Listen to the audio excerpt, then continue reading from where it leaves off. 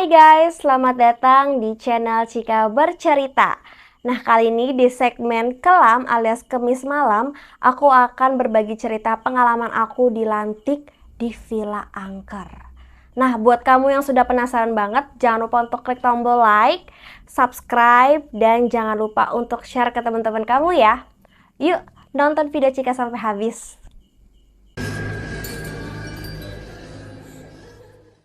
Nah guys, kali ini aku akan berbagi pengalaman dari aku sendiri mengenai tahun 2015 aku mengikuti pelantikan di kampus aku. Jadi ceritanya pada tahun 2015 aku mengikuti sebuah organisasi dari kampus aku sendiri, di mana itu ada pesertanya 96 orang kurang lebih ya, termasuk aku sendiri. Nah, itu acaranya ada di salah satu villa daerah Puncak Bogor. Aku sendiri yang tidak memiliki latar belakang menjadi anak indigo, rasanya tidak ada keanehan ketika aku melihat pertama kali villa itu. Cuman ternyata pada acara 3 hari 2 malam ini banyak hal-hal misteri yang menurut aku tidak masuk akal, tapi aku saksikan sendiri. Nah, hari pertama sebenarnya nggak ada kejadian apa-apa, tapi ternyata di sore hari, tepatnya pada sholat asar, ada kejadian dan ini adalah opening untuk cerita horornya. Kenapa? Di villa itu ada 3 lantai, jadi lantai 1 ini dipakai untuk ruangan materi dan juga sholat jamaah. Lantai 2 untuk tempat panitia beristirahat ataupun ada anggota-anggota yang ikut pelantikan ini sakit. Dan lantai ketiga ini adalah untuk ruang tidur peserta. Nah, di lantai pertama ini yang tadi aku cerita itu selain menjadi tempat pemateri, tapi dia juga sebagai tempat ibadah. Satu tempat ibadah dibagi 2 sekat untuk yang sholat sama yang tidak sholat. Cuman disayangkan adalah para peserta ini yang tidak sholat, baik yang mungkin berhalangan ataupun non-Islam, ternyata dia ini berisik sehingga mengganggu orang-orang yang sedang ibadah. Memang udah ditegur oleh para panitia untuk tidak berisik, namun tidak hanya ditegur oleh panitia saja, tapi ditegur oleh makhluk yang tak kasat mata. Ditegur oleh tak kasat mata ini kejadiannya saat menjelang maghrib. Jadi aku itu duduk di bagian pojok kiri dan ternyata teman aku yang bagian duduknya di pojok kanan dia pingsan. Aku pikir kayak pingsan ya udah mungkin dia lagi nggak fit gitu, wajar nggak sih? Tapi ternyata pingsannya bukan karena kondisi kesehatan, tapi karena kesurupan. Alhasil dia dibawa ke lantai 2 untuk diobatin, mungkin dibacain doa, aku nggak tahu karena aku fokus ditaruh di lantai 1 dan diamankan oleh para panitia untuk tidak panik. Sejujurnya pasti panik lah ya, apalagi ini pengalaman pertama. As long as ceritanya udah sampai malam, kita tidurlah di lantai 3. Nah, di lantai 3 ini ada 2 kamar. Yang sebelah kiri kamar khusus perempuan, sedangkan yang sebelah kanan kamar khusus pria. Aku menceritakan untuk kamar khusus perempuan saja ya. Nah, di kamar khusus perempuan ini sebenarnya aku merasa kurang enak.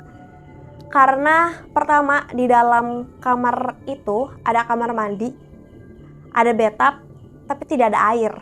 Airnya hanya ada di bathtub dan itu kotor. Dan sayangnya adalah banyak perempuan yang lagi berhalangan, mungkin kekurangan air, akhirnya dia membuang pembalutnya sendiri tapi tidak dicuci. Dan yang kedua, di kamar itu ada jendela tapi tidak ada kacanya. Ini rawan banget ya. Aku tahu itu karena pas angin bertiup kencang itu benar-benar bagian jendela itu terhempas banget. Nah, kasur ini ditaruh tengah-tengah gunanya sebagai gantian bantal untuk kita yang tidur. Nah, disinilah aku kurang tahu jam berapa, mungkin tengah malam atau menjelang subuh. Aku berusaha tidur, tapi nggak bisa tidur. Dan tiba-tiba teman aku berteriak. "Ah!" Kaget dong. Aku akhirnya panggillah teman kiri kanan aku. "Shh, shh, tidur nggak? Tapi nggak ada yang nyautin aku. Tiba-tiba teman aku yang tadinya teriak itu di luar, mungkin yang kesurupan tadi, langsung ketawa. Jujur itu merinding banget, bahkan sampai sekarang aku cerita merinding. Nah, kejadian itu terus berulang, teman aku ketawa nangis. Berbekal aku pernah sekolah Islam, aku bacalah ayat kursi. Sampai ayat kursi itu habis, ternyata teman aku mengikuti dan juga membaca Al-Fatihah. Ternyata para peserta, khususnya perempuan ini, tidak tidur sama sekali, melainkan mereka itu hanya pura-pura tidur. Nah, disitulah puncak ketakutannya. Next, kejadiannya tidak ada lagi. Di hari kedua normal-normal aja, hanya saja teman aku memang dari hari pertama, hari kedua hingga hari ketiga dia tidak ikut pelantikan. Cuman kita ngeledekin adalah dia tidak dilantik manusia, tapi dilantik sama juri. Karena kerjaan mereka maksudnya kerjaan dia dalam 3 hari itu hanya kesurupan bangun. Akhirnya setelah aku selesai dilantik, beberapa minggu kemudian aku kepo lah tanya sama senior aku di kampus tersebut. Nah, ini adalah dari sudut pandang orang lain ya, bukan aku. Jadi, ternyata teman aku kerasukan sama penunggu yang ada di sana karena mereka tidak suka kalau kita, it's mean 96 orang ini mengganggu atau berisik saat sholat. Aku setuju sih sebenarnya.